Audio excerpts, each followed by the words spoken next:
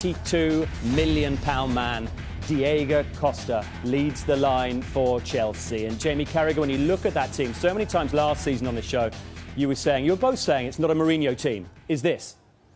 I think with the addition of Costa, that powerful striker, I think we go back, don't we, to the days of Drogba playing up here. That powerful battering ram who, especially Lampard, used to feed off. We'd expect now Fabregas, maybe Ramirez to feed off him, Hazard, wide man Shearer. And we look at some of the clips and what he did when he was in La Liga. I think he got 36 goals last season.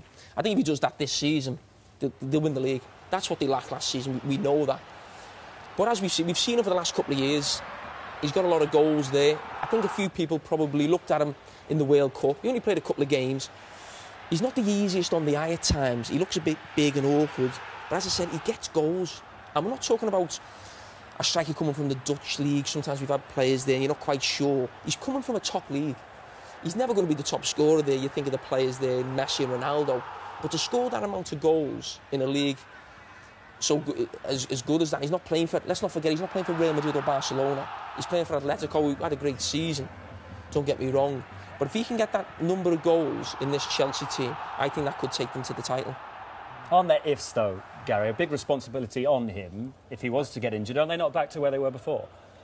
Well, no, because of the signing of Drogba. And I just look at Chelsea now and I think to myself, big games, I can see Oscar being Ramirez, Fabregas being there, Hazard, and he almost reinvents what he had first time round. Two wingers who'll go past, who can dribble, who can beat men, who've got pace, a real presence up top, who's a goal scorer, and then you've got goal-scoring midfield play, if you think of what Lampard was last time, and Ramirez is a bit of an SCN. He really has created there what he had last time, and I think now he has got a Jose Mourinho outfit. He's playing slightly differently tonight with those two and him in front, but I think in certain games you'll see him go to what was the 4-3-3 of last time. And you describe Fabregas as a goal-scoring midfielder. Interesting this week, Jose's been talking about a lot about speed, a lot about getting from box to box, speed of thought too. The great thing is the games where they tripped up in last year, they've got an example tonight of how we're going to see an early example of how they're going to deal with the type of team that will play two banks of four, defend really resiliently against them, make it difficult, but it can be, that goal-scoring midfield player. Frank Lampard for the last couple of years